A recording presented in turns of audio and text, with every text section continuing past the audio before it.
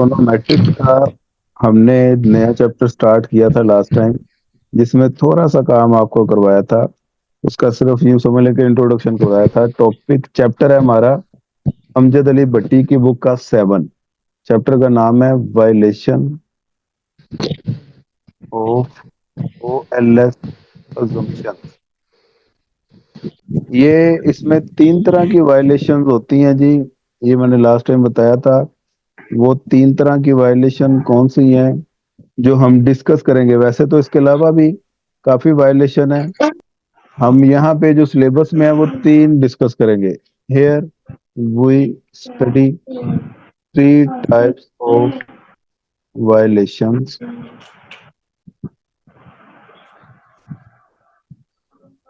Of OLS. सबसे पहली है हेट्रोस्कीडास्टिसिटी। दूसरे नंबर पे है मल्टीकोलिनेरिटी। तीसरे नंबर पे है auto correlation.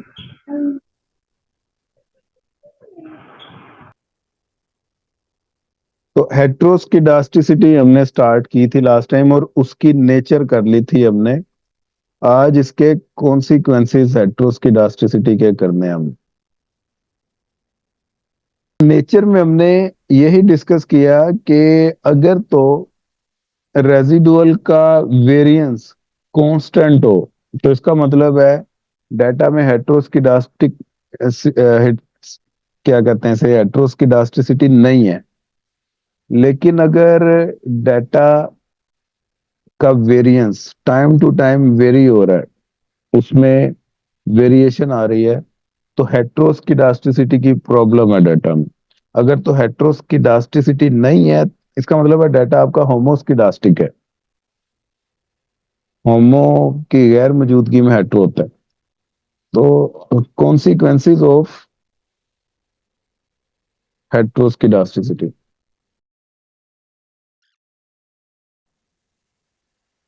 There are following consequences of heteroscedasticity।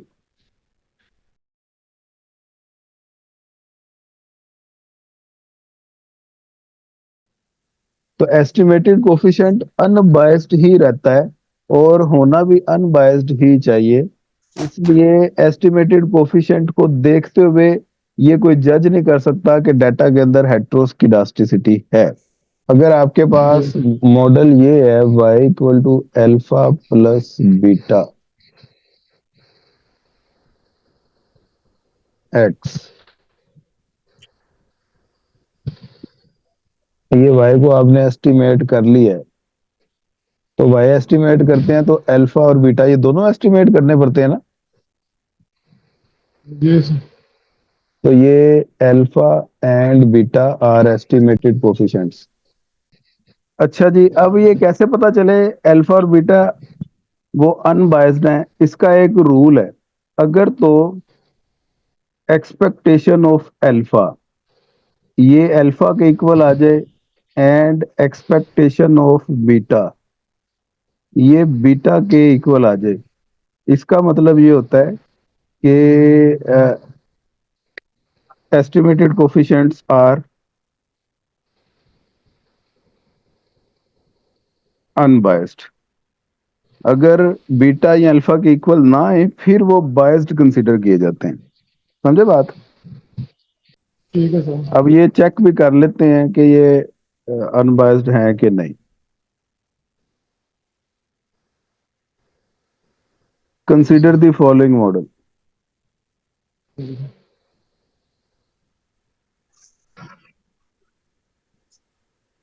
y equal to alpha plus beta x plus E.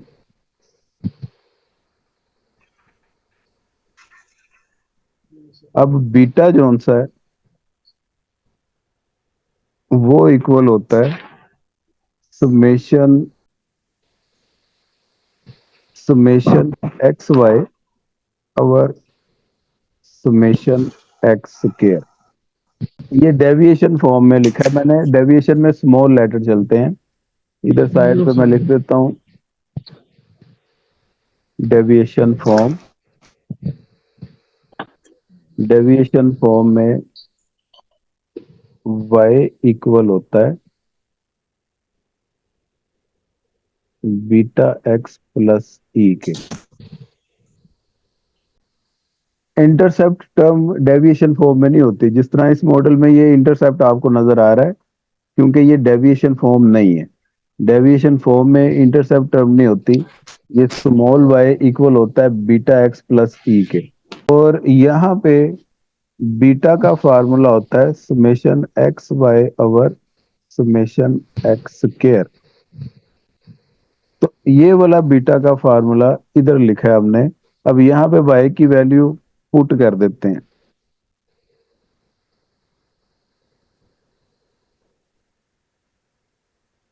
Ji sir.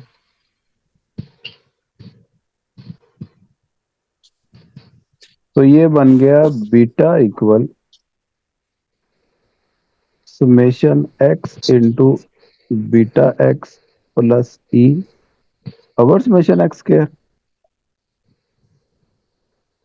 तो अब ये समेशन एक्स इससे भी मल्टीप्लाई हो रहा है, इससे भी। तो बीटा आपका ये बन गया beta into summation x square over summation x square plus summation X E over summation x square. ये समेशन एक्स स्क्वायर इससे कट गया, तो हमारे पास क्या बचा? Beta equal beta plus summation X E over summation x square but summation X E ये 0 के इक्वल होता है जी।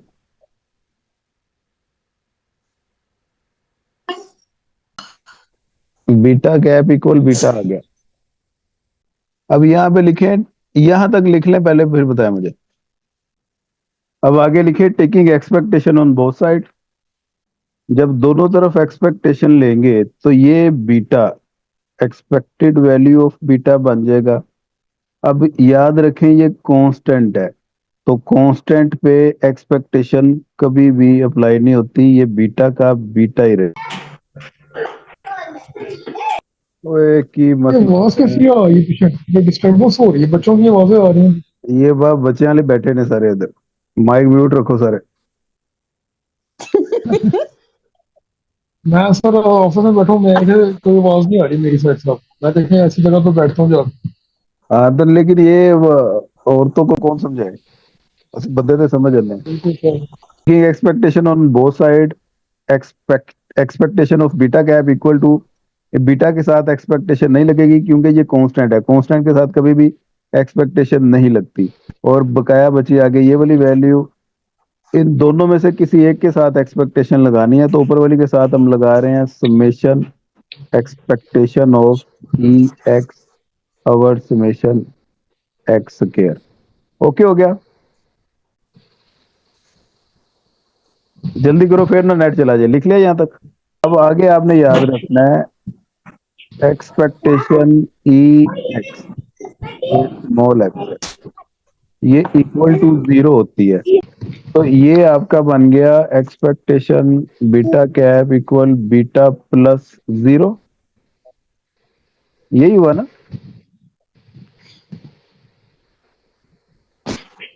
हाँ सर यही होगा। तो ये वेरीफाई हो गया। अल्फा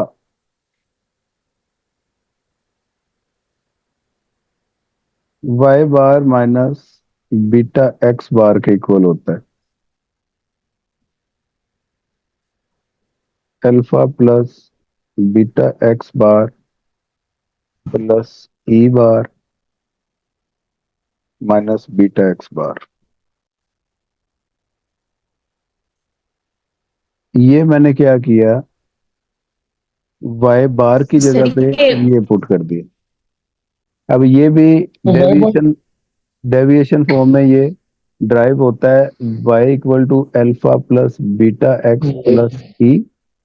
इसे अगर सिग्मा से मल्टीप्लाई किया जाए summation y equal n alpha plus beta summation x, और इसे n पे डिवाइड कर दिया जाए summation y over n equal है alpha plus beta summation x over n। तो समेशन y ओवर n होता है y bar equal alpha plus beta x bar plus आगे जो ई भी है ई बार समेशन ई ओवर n होता है यहाँ पे। तो y बार इसके इक्वल होता है, ये मैं आगे लिख देता हूँ multiplying both sides by sigma. इस इक्वेशन को दोनों तरफ सिग्मा से मल्टीप्लाई किया, देखें जरा ये बन गया सही। अल्फा और के अल्फा को साथ n से कर दिए। अल्फा के साथ n लिखते हैं क्योंकि कांस्टेंट के साथ सिग्मा कभी भी नहीं लिखते, ये रूल है, उसके साथ हमेशा n लिखा जाता है। अब यहां पे क्या किया, dividing both side by n, तो इस इक्वेशन को n से डिवाइड किया हर तरफ, तो देखें जरा ये यही बना। तो ये सर, इस इधर प्लस समेशन ई भी कर लें, ये लें। अब देखें जरा, हाँ जी आप बताएं क्या पूछ रहे थे। तो ये जो समेशन ई है इसके आगे क्या लिखा हुआ है आपने, ये जो एक्स और बी है? Multiplying both side by sigma, ठीक। ये नीचे लिखा हुआ है dividing both side by n। तो ये स्टेप देखें जिसे मैंने सर्कल किया हुआ है, ये ठीक हो गया।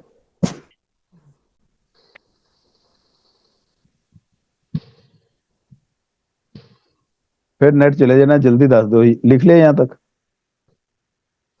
डिवाइडिंग बाय n, ठीक है। हाँ जी, तो समेशन y ओवर n ये y बार होता है, summation x over n x बार होता है।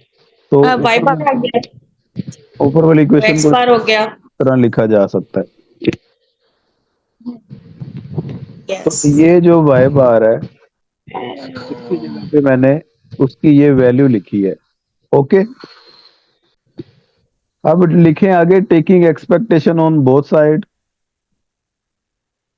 ये बन गया e alpha cap equal alpha plus beta x bar plus expectation of e plus x bar minus x bar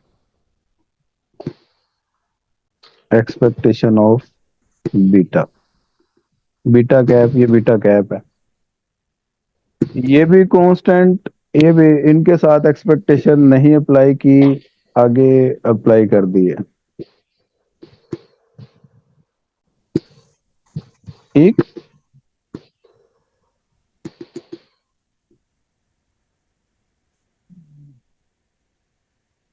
sir तो अभी ये जो आपने राइट साइड पे वर्किंग करवाई है, ये क्या इस क्वेश्चन का पार्ट नहीं है? क्वेश्चन का पार्ट मतलब नहीं है, सिर्फ मैंने ये समझाने के लिए कि y बार इसके इक्वल होता है, इसीलिए हमने y बार की जगह पे ये पुट किया। आप ये ना समझे कि y बार की जगह पे ये क्यों लिख दिया, ये समझाने के लिए मैंने ये काम किया। अब ये एक्सपेक्टेशन ऑफ e ये 0 होती है, एरर का सम कर दें तो ये 0 होता है। तो ये आपके पास alpha plus beta x bar plus 0 minus x बार बीटा, ये प्लस बीटा एक्स बार ये माइनस बीटा एक्स बार कट गए, तो expectation of alpha equal alpha. तो ये भी अनबायस्ड है। यहां से फिर साबित हुआ कि हेट्रो की मौजूदगी में एस्टिमेटेड पैरामीटर्स अनबायस्ड ही रहते हैं।